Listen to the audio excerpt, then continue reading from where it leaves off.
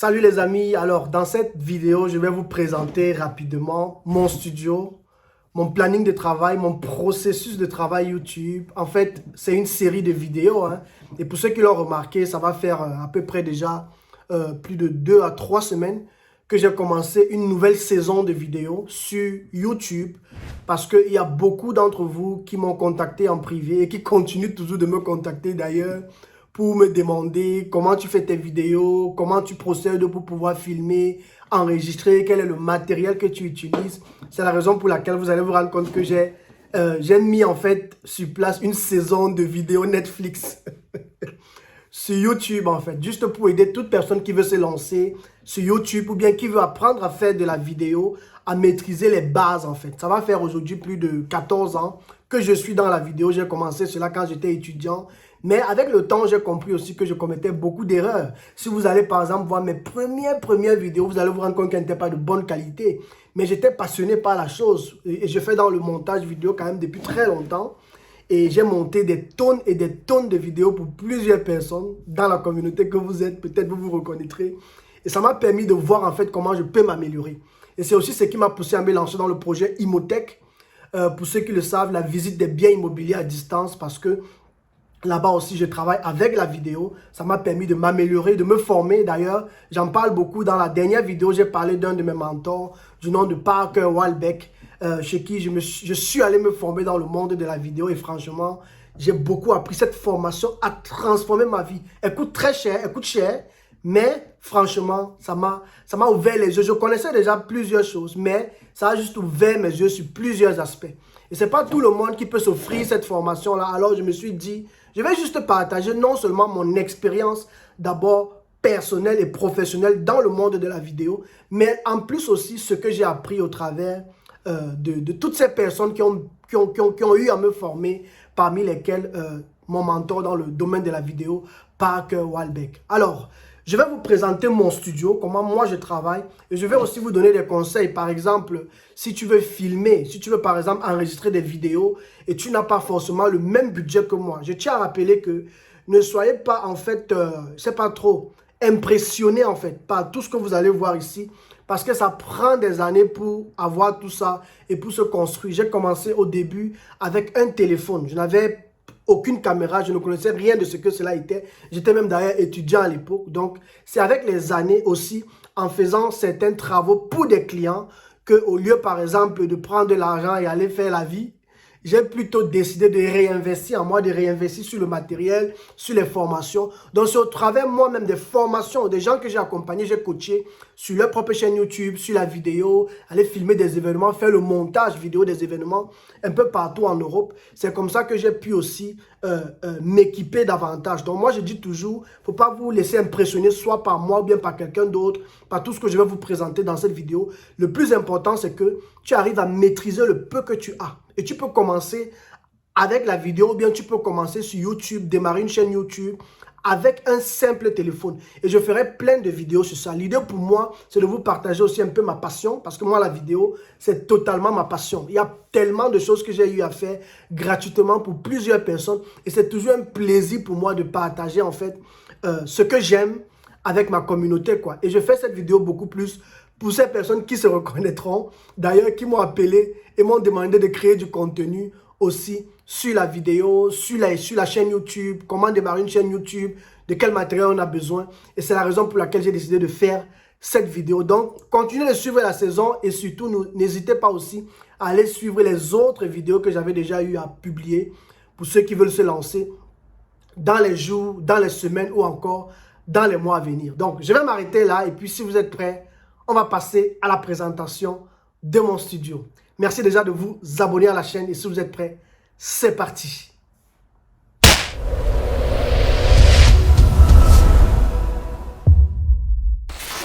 Super. Alors, comme vous pouvez le voir, voici le studio. Déjà, vous allez voir que j'ai une chaise ici que j'utilise généralement. J'ai deux options, soit cette chaise-ci, quand je veux être un peu plus haut. Mais parfois, j'ai envie d'être un peu plus bas et j'utilise une autre chaise. Ne faites pas attention au ballon qui est sur le fauteuil. C'est lorsque je vais souvent faire du sport ou bien jouer avec les enfants. Donc, c'est un peu ce qu'il faut savoir. Donc, là, voilà le bureau, en fait. Et dans le bureau, comment est-ce que je fonctionne? Je vais un peu réduire pour vous montrer. Donc, voilà le studio. Comme vous pouvez le voir, vous voyez, il y a j'utilise trois types d'éclairage.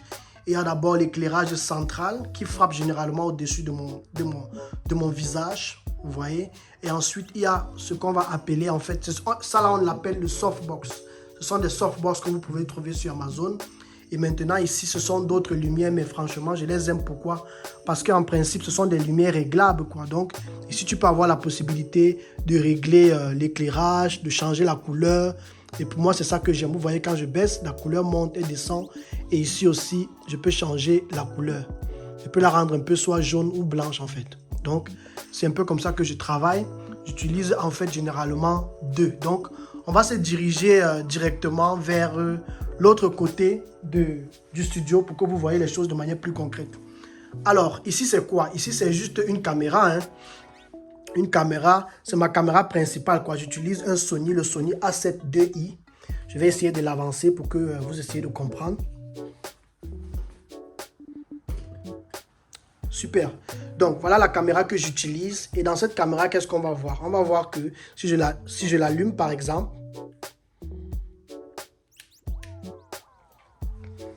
vous voyez, si je l'allume, j'ai la possibilité de voir ce que je filme en fait.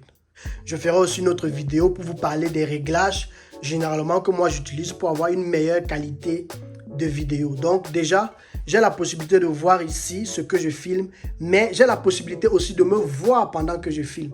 Et ça, c'est très important et c'est pour cela que j'utilise le moniteur que vous pouvez voir ici. J'utilise ce moniteur-ci. Donc, je vais aller de l'autre côté du moniteur pour qu'on regarde ça. Vous voyez que le moniteur s'allume et puis ça va effectivement transmettre ce que la caméra voit en fait. Super. Donc là, je suis en train de me filmer. Vous voyez la caméra, comment je suis en train de filmer. Et voilà le moniteur que j'utilise. Donc, c'est quoi ce truc ici maintenant? Ce truc, c'est ce qu'on va appeler un téléprompteur. C'est très important, le téléprompteur.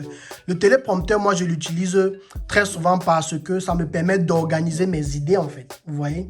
Ça fait en sorte que lorsque je fais une vidéo, je ne parle pas juste pour parler, mais je m'organise. Je fais en fait ce qu'on appelle un script vidéo.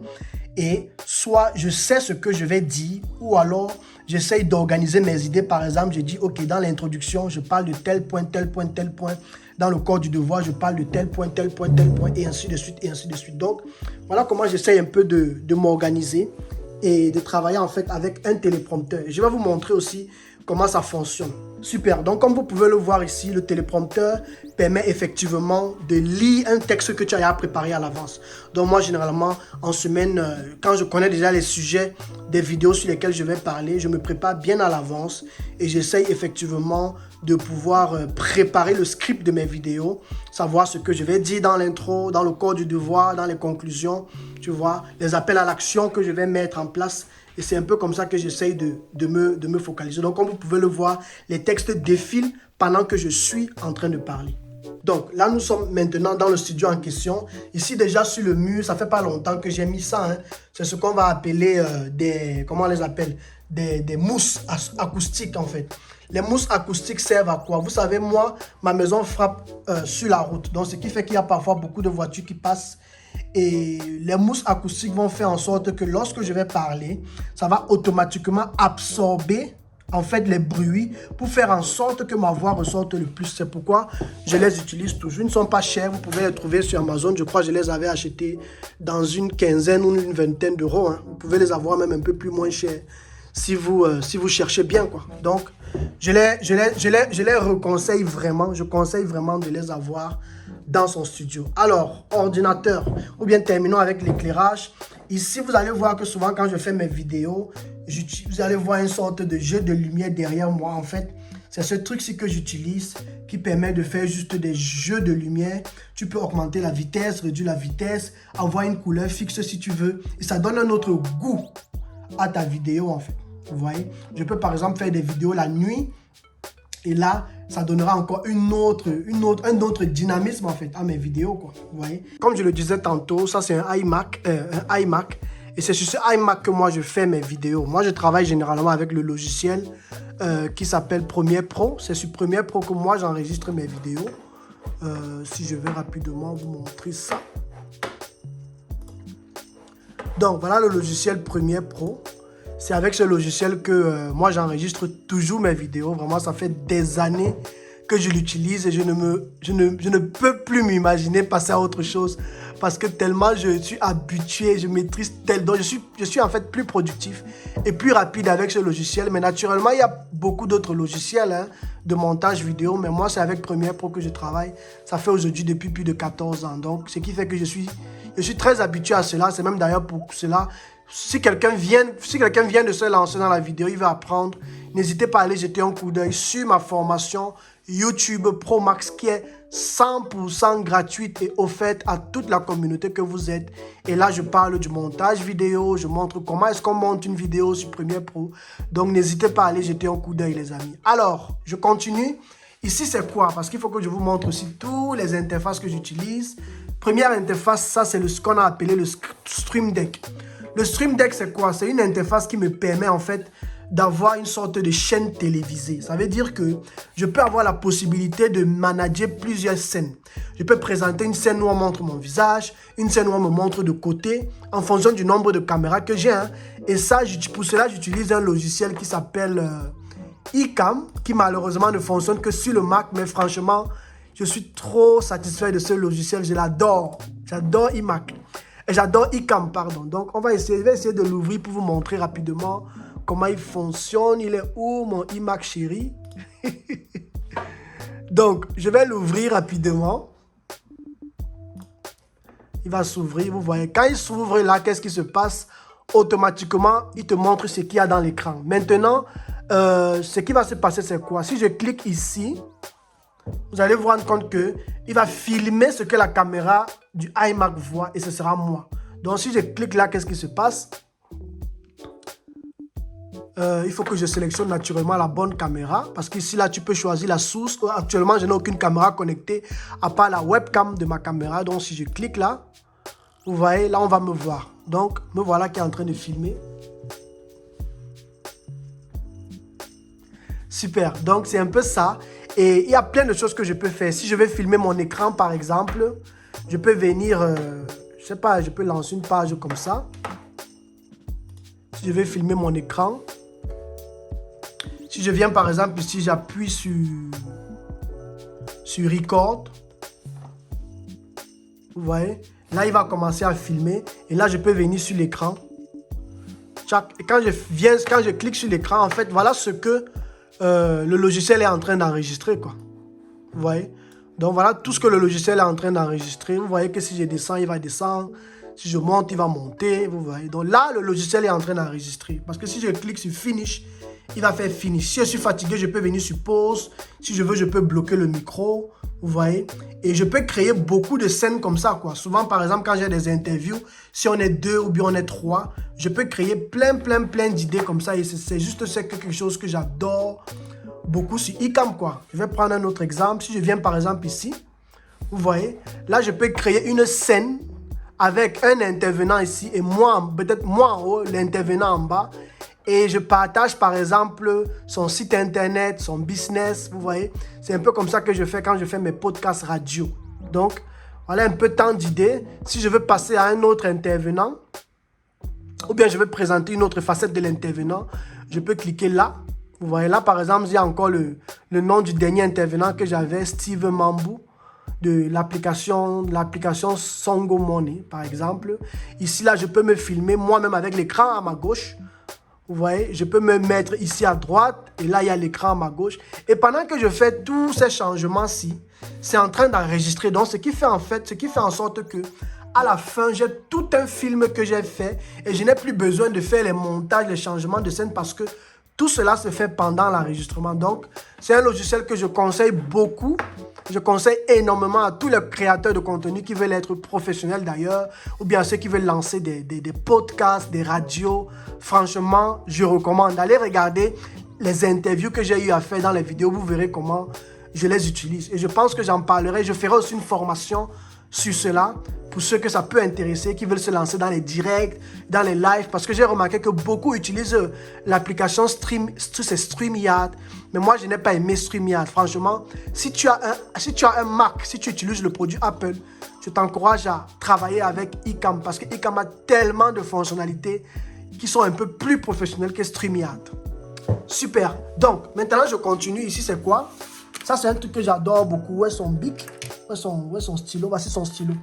Ça, c'est un truc que j'utilise lorsque je fais mes formations et j'ai envie d'expliquer des choses. Parce que quand tu écris là, en fait, cela écrit aussi automatiquement sur l'écran ce que tu es en train de dessiner. Donc, si je vais illustrer quelque chose, si je vais expliquer, ça, c'est beaucoup utilisé aussi dans les écoles par les professeurs pour expliquer les mathématiques, les physiques.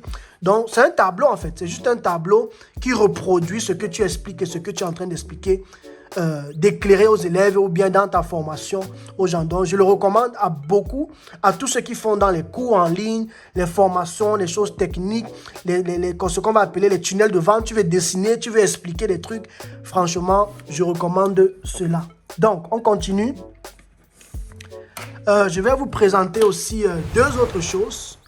Cette interface, c'est quoi? C'est une interface qui me permet d'utiliser Ecamm, de connecter en fait ma caméra numérique que voici, de la connecter directement à mon ordinateur et de tirer la source directement de la caméra pour l'amener sur l'ordinateur. Vous avez vu tout à l'heure que sur la caméra, je vous ai montré en fait que j'utilisais, je reviens ici, que j'utilisais, que j'utilisais en fait, là je suis en train d'utiliser la webcam de mon iMac en fait. Mais parfois, si je veux utiliser par exemple la caméra avec laquelle je filme en principal, alors je peux effectivement passer au travers de ce truc-ci.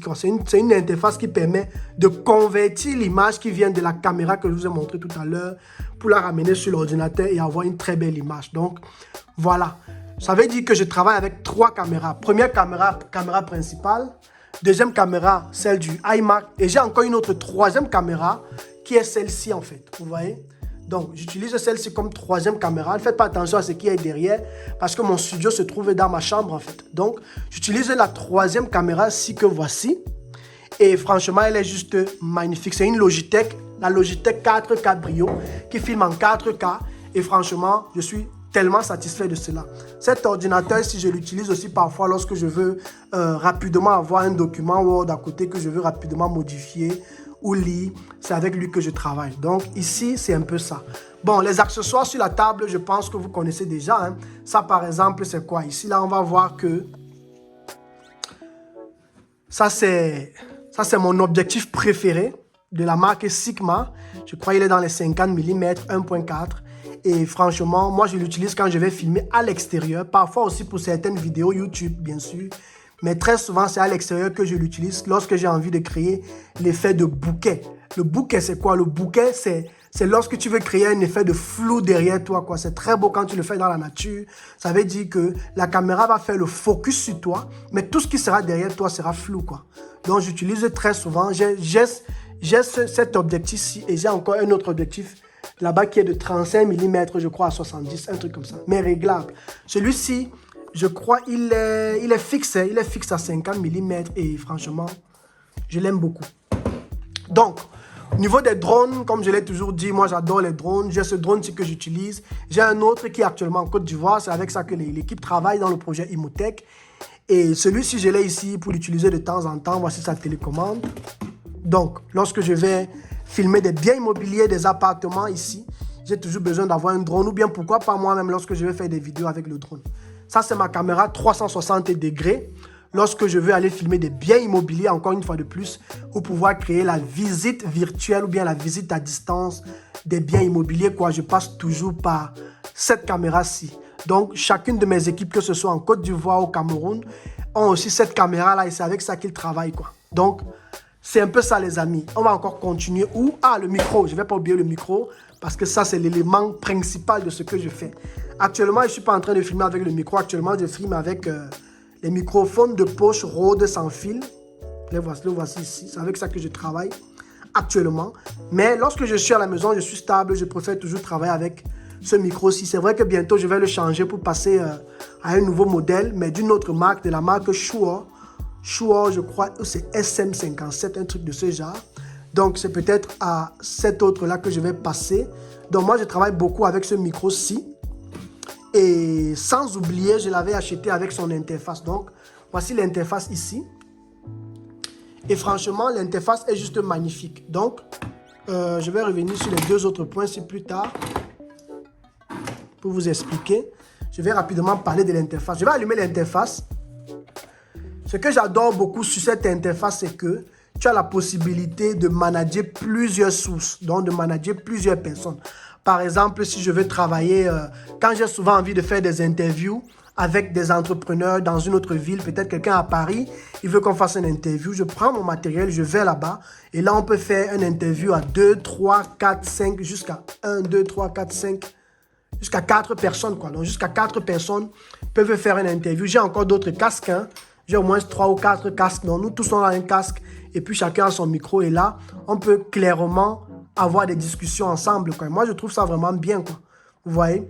Donc, ici, ce qui se passe, c'est que je peux lancer des jingles, je peux lancer de la publicité, je peux lancer, je ne sais pas trop, des introductions, des transitions. Par exemple, si j'appuie ici, vous n'allez pas entendre, mais généralement, c'est le générique qui dit, par exemple, le futur entrepreneur africain. Vous voyez, je lance des génériques comme ça, des jingles comme ça que j'ai eu à préparer à l'avance. Et je trouve ça tellement magnifique parce que je peux connecter aussi cette interface audio directement sur mon iMac de telle sorte qu'il reconnaît et il prend directement tout ce qui vient d'ici avec tous les réglages que je suis en train d'effectuer sur l'interface. Vous voyez? Donc, c'est un peu ça. Et ici, lorsque je vais enregistrer, je viens simplement là, je clique sur enregistrer rec, comme vous pouvez le voir. Et lorsque j'appuie là, il devient rouge. Et là, ça commence à compter. Vous voyez, 2, 3, 4. C'est un peu comme ça que je sais que l'enregistrement a commencé. Et là, maintenant, je peux manager tout ce que j'ai envie de faire pour pouvoir enregistrer et avoir une très bonne qualité d'audio sur mes vidéos. Et ça, je le dis toujours, c'est très important. Lorsque tu fais dans la vidéo, ce qui compte, c'est la qualité du son, la qualité de l'image et la qualité de l'éclairage. Voilà les 3 choses sur lesquelles tu dois toujours te rassurer qu'elles sont bien faites. Donc, c'est un peu ça, les amis. Et je vais terminer avec d'autres interfaces très importantes. Alors, ici, c'est quoi? Ici, c'est en fait le zoom. Ça, c'est une autre interface audio. C'est exactement comme celui-ci, mais c'est juste que il est portable, quoi. Donc, je peux l'amener ailleurs et je peux avoir jusqu'à 2 micros. Donc, je peux interviewer moi et une autre personne. Je peux avoir une discussion avec une personne et là je trouve qu'il est plus compact, quoi. Mais dans le meilleur des cas, moi je me rassure toujours d'avoir celui-ci. C'est vraiment quand je n'ai pas envie de m'encombrer que j'utilise le zoom. Et ça, c'est même un vieux modèle, hein. J'ai envie de passer au nouveau modèle qui est le H6. Donc peut-être c'est l'année prochaine que je passerai à ce modèle là. Alors, niveau des micros, franchement ici ça c'est le haut de gamme, hein. J'utilise le Rode Link, vous voyez, parce que j'ai ce micro-ci, j'ai celui avec lequel je suis en train d'enregistrer actuellement, qui est celui-ci. Mais à côté de cela, j'ai surtout les deux-ci, quoi. Ces deux-ci, je les utilise vraiment lorsque je veux faire du vrai professionnel et je suis à l'extérieur. Vous voyez, parce que j'ai remarqué que celui-ci, à l'extérieur, tu ressens quand même toujours l'effet de vent, même si c'est vrai qu'il vient avec, des mousses aussi. Vous voyez, il vient avec 2 mousses comme ça. J'ai essayé de les utiliser, mais on ressent toujours l'effet du vent, quoi. C'est pourquoi je me suis dit, ah, moi je laisse. Donc du coup, j'utilise ceci très souvent lorsque je suis à l'extérieur. Ça, c'est le transmetteur, ça, c'est le récepteur. Et franchement, c'est magnifique. Cette télécommande-ci, c'est la télécommande du téléprompteur. Donc, lorsque je veux commencer à lire un texte, j'appuie sur le téléprompteur et le texte commence à défiler et j'arrive à lire ce que, comme vous pouvez le voir d'ailleurs sur l'écran et comme je vous l'ai présenté au début de la vidéo. Donc les amis, je pense que c'est un peu tout et que j'ai tout dit. Je vais juste essayer de vous remontrer encore un peu l'ensemble.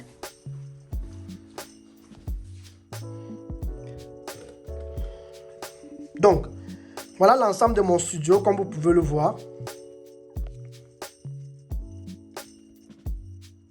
Voilà l'ensemble du studio. En haut, on a le softbox, c'est ça qui frappe sur mon visage. On a la caméra ici, on a la chaise. Ensuite, on a les lumières. Ne faites pas attention à la chambre, hein. Donc, on a les lumières, on a la caméra. Et j'ai aussi oublié de parler du green screen. Parce que parfois, j'utilise l'écran vert lorsque je veux, par exemple, projeter, je ne sais pas trop, un salon de luxe, un appartement de luxe. Je veux projeter quelque chose derrière mon dos. Et ce que j'adore, en fait, sur cet écran vert, c'est qu'il est coulissable, en fait. Donc, je vais vous montrer rapidement comment on utilise cela avant de terminer la vidéo. C'est parti. Super, comme vous pouvez le voir, voilà l'écran vert. En fait, il est caché à l'intérieur et il est transportable. C'est pourquoi je l'adore, parce que je peux l'amener n'importe où. Par exemple, si je déménage, le défaire est très facile, quoi. Donc, ici, là, c'est là où tu peux effectivement le porter. Et là, je vais l'ouvrir. Quand tu l'ouvres, c'est comme ça qu'il est. Et tu n'as juste qu'à tirer ici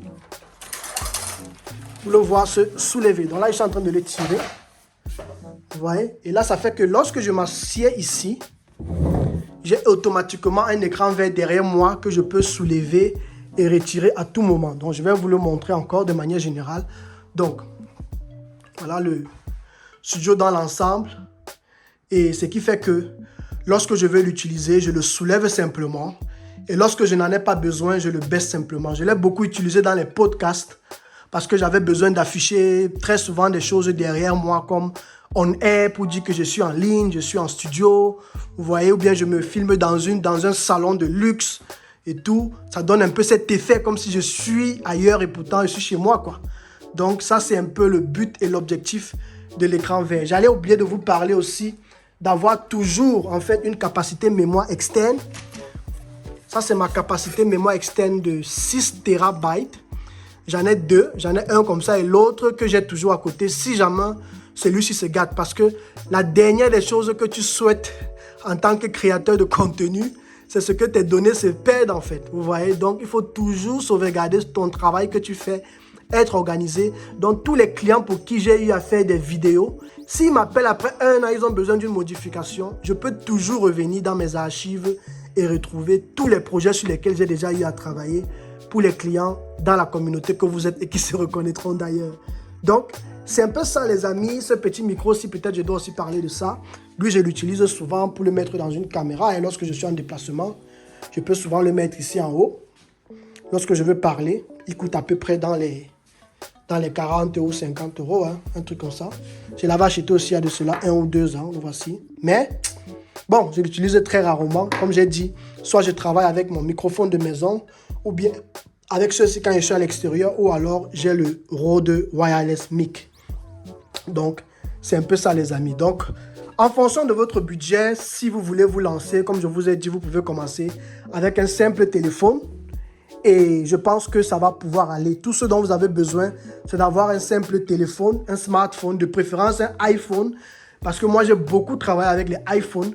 Et je pense que tu n'as pas besoin d'avoir le iPhone 14. Hein, avec même le iPhone, je ne sais pas trop, le 8 par exemple, au pays.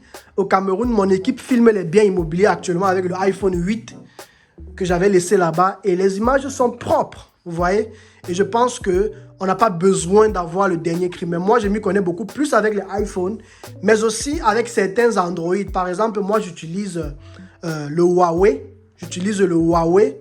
C'est le Huawei? Non, c'est pas le Huawei. J'utilise le Xiaomi. Le Xiaomi, par exemple, qui filme aussi très bien. Il est où? Je vais vous le montrer aussi. Donc, voilà mon téléphone Android avec lequel je filme. Je l'ai utilisé, par exemple, au pays pour filmer avec lui. C'est le Xiaomi, qui a aussi une très bonne caméra. Donc du coup, peut-être un jour je vous ferai des vidéos avec ça pour vous montrer en fait les qualités, comparer le Xiaomi et le iPhone pour voir lequel choisir, quoi. Donc c'est un peu ça les amis, je vais m'arrêter là. Si vous avez des questions sur la vidéo, j'espère que d'ailleurs cette vidéo vous a apporté des choses en plus à savoir pour ceux qui veulent se lancer.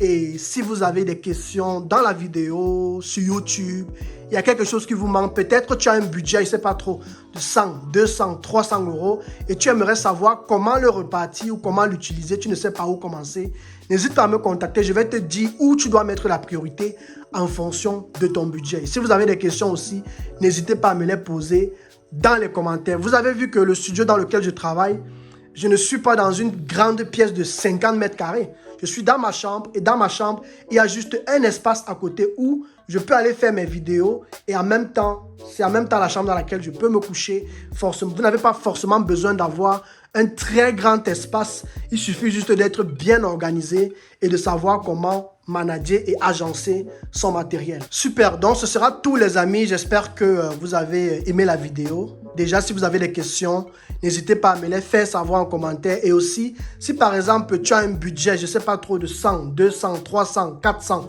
500 euros ou bien 1000 euros et tu ne sais pas où commencer, ce que tu dois d'abord acheter, n'hésite pas aussi à me contacter. Je te dirai là où tu devrais mettre la priorité si tu veux te lancer aussi dans le monde de la vidéo. D'ailleurs, n'hésitez pas à aller jeter un coup d'œil sur la vidéo de la semaine passée dans laquelle je présentais les 10 erreurs à ne pas commettre lorsqu'on débute avec la vidéo ou bien sur YouTube. Donc, je vais m'arrêter là et on se dit à la semaine prochaine pour une nouvelle vidéo de la semaine. Là, je vais vous montrer comment enregistrer une vidéo de A à Z. À très bientôt les amis. Ciao, ciao.